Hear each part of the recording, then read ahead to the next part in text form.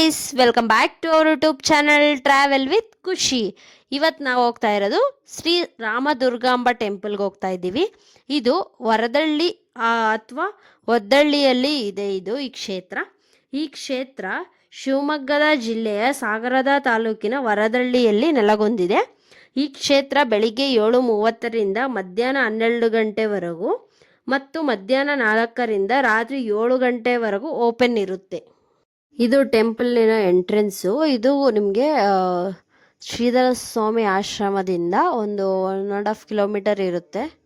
ಶ್ರೀಧರ ಸ್ವಾಮಿ ಮಠದ ಬಗ್ಗೆ ಬಿಫೋರ್ ವಿಡಿಯೋದಲ್ಲಿ ನಾನು ಅಪ್ಲೋಡ್ ಮಾಡಿದ್ದೀನಿ. ಇನ್ನೂ ಯಾರಾದರೂ ನೋಡಿಲ್ಲ ಅಂದರೆ ಒಂದ್ಸರಿ ಚೆಕ್ಔಟ್ ಮಾಡಿ ಹೇಗಿದೆ ಅಂತ ಕಮೆಂಟಲ್ಲಿ ತಿಳಿಸಿ ಗೈಸ್. ಈ ಕ್ಷೇತ್ರದಲ್ಲಿ ಶ್ರೀಧರ ಸ್ವಾಮಿಗಳು 18 ವರ್ಷದ ಕಾಲ ವಾಸ ಮಾಡಿದ್ರು ಅನ್ನೋ ಇತಿಹಾಸವಿದೆ. ಇಲ್ಲಿನ ಮೂರ್ತಿಯನ್ನು ಸ್ವತಃ ವೇದವ್ಯಾಸರೇ ಪ್ರತಿಷ್ಠಾಪನ ಮಾಡಿದ್ರು ಅನ್ನೋ ಪ್ರತೀತಿ ಕೂಡ ಇದೆ. ಇನ್ನೊಂದು ಇಂಟ್ರೆಸ್ಟಿಂಗ್ ವಿಶೇಷತೆ ಏನೆಂದರೆ ಮಹಿಷಾಸುರನ್ನ ವಧೆ ಮಾಡಿದ್ದು ಕೂಡ ಇದೇ ಜಾಗದಲ್ಲಿ. ಆ ಮಹಿಷಾಸುರನ್ನ ವಧೆ ಮಾಡುವಾಗ ಬಿದ್ದಂಥ ಹೊಡೆತದಿಂದ ದೇವಿಯ ಕುತ್ತಿಗೆ ಸ್ವಲ್ಪ ವಕ್ರವಾಗಿದೆ ಅನ್ನೋ ಮಾಹಿತಿ ಕೂಡ ಇಲ್ಲಿ ಇದೆ. ಹಾಗೆ ದೇವಿ ಶ್ರೀಧರ ಸ್ವಾಮಿಗಳ ಸ್ವಪ್ನದಲ್ಲಿ ಬಂದು ತನ್ನ ಜೀರ್ಣೋದ್ಧಾರ ಇದೇ ಜಾಗದಲ್ಲಿ ಮಾಡಿ ಅಂತ ಸಲಹೆಯನ್ನು ಕೊಟ್ಟಿದ್ರು ಅನ್ನೋ ಇತಿಹಾಸ ಕೂಡ ಇದೆ. ಹಾಗೆ ಇಲ್ಲಿ ಡೈಲಿ ಅನ್ನದಾನ ಪ್ರಸಾದ ಕೂಡ ಇರುತ್ತದೆ. ಇನ್ನು ಪೂಜೆಯ ವಿಷಯಕ್ಕೆ ಬಂದರೆ ದೇವಿಗೆ ನವರಾತ್ರಿ ಟೈಮಲ್ಲಿ 9 ದಿನ ವಿಶೇಷ ಪೂಜೆ ಅಲಂಕಾರ ಇರುತ್ತದೆ. ಫಾಲ್ಗುಣ ಮಾಸದಲ್ಲಿ ವಾರ್ಷಿಕೋತ್ಸವ ತುಂಬ ಗ್ರ್ಯಾಂಡಾಗಿ ಆಗುತ್ತದೆ ಅನ್ನೋ ಇತಿಹಾಸವಿದೆ.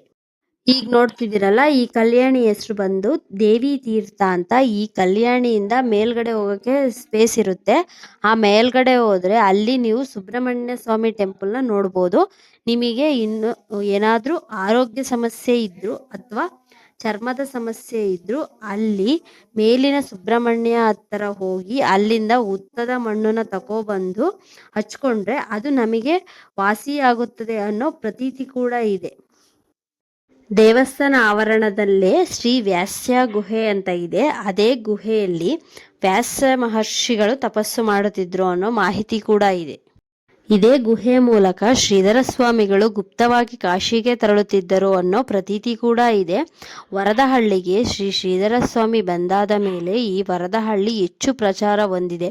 ಆದರೆ ಶ್ರೀಧರ ಸ್ವಾಮಿ ವರದಹಳ್ಳಿಗೆ ಬರೋಕೆ ದುರ್ಗಾಂಬ ದೇವಿನೇ ಕಾರಣ. ಶ್ರೀಧರ ಸ್ವಾಮಿ ವರದಹಳ್ಳಿಗೆ ಬರೋದಕ್ಕಿಂತ ಮುಂಚೆ ಶ್ರೀ ದುರ್ಗಾಂಬ ತಾಯಿಯ ದೇವಸ್ಥಾನ ಪಾಳು ಬಿದ್ದಿತ್ತು. ಶ್ರೀಧರ ಸ್ವಾಮಿಗಳು ದೇಶ ಸಂಚಾರದಲ್ಲಿ ಇರುವಾಗ ಅವರ ಕನಸಲ್ಲಿ ದುರ್ಗಾಂಬ ದೇವಿಯು ಆಗಮಿಸಿ ವರದಹಳ್ಳಿಗೆ ಬಂದು ತನ್ನ ದೇವಾಲಯವನ್ನು ಜೀರ್ಣೋದ್ಧಾರ ಮಾಡಿ ಅಂತ ಆಜ್ಞಾಪಿಸಿದ್ದಳು. ಆನಂತರ ಶ್ರೀಧರ ಸ್ವಾಮಿಗಳು ಬಂದು ದೇವಿಯ ಕ್ಷೇತ್ರವನ್ನು ಅಭಿವೃದ್ಧಿ ಮಾಡಿ ಸುಮಾರು 18 ವರ್ಷದ ನಂತರ ಅಲ್ಲೇ ಸಮಯವನ್ನು ಕಳೆದಿ ಆ ನಂತರ ಸಮೀಪದಲ್ಲೇ ಇರುವ ಗುಡ್ಡಕ್ಕೆ ತೆರಳಿ ತಪಸ್ಸುಗೈದು ಸಮಾಧಿ ಹೊಂದರು. ಅವರ ಶಿಷ್ಯಗಳು ಅವರಿಗೆ ಆಶ್ರಮ ನಿರ್ಮಿಸಿದ್ದರು. ಅದೇ ಹಿಂದಿನ ವರದಹಳ್ಳಿಯಲ್ಲಿ ಇರುವ ಶ್ರೀಧರ ಸ್ವಾಮಿ. ಇವತ್ತಿನ ವ್ಲಾಗ್ ಇಷ್ಟೇ ಗಾಯ್ಸ್. ಶ್ರೀ ರಾಮದುರ್ಗಾಂಬ ಟೆಂಪಲಲ್ಲಿ ದುರ್ಗಾಂಬ ತಾಯಿ ತಲೆ ಏನಕ್ಕೆ ವಕ್ರವಾಗಿದೆ ಅಂತ ನಾನು ಮಾಹಿತಿ ಕೊಟ್ಟಿದ್ದೀನಿ ಫುಲ್ಲಾಗಿ ನಂಗೆ ಗೊತ್ತಿರೋದು.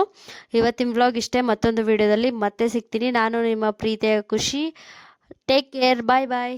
ಇನ್ನೂ ಯಾರು ಸಬ್ಸ್ಕ್ರೈಬ್ ಮಾಡ್ಕೊಂಡಿಲ್ಲ ಅಂದರೆ ಸಬ್ಸ್ಕ್ರೈಬ್ ಮಾಡ್ಕೊಳ್ಳಿ ಗಾಯ್ಸ್.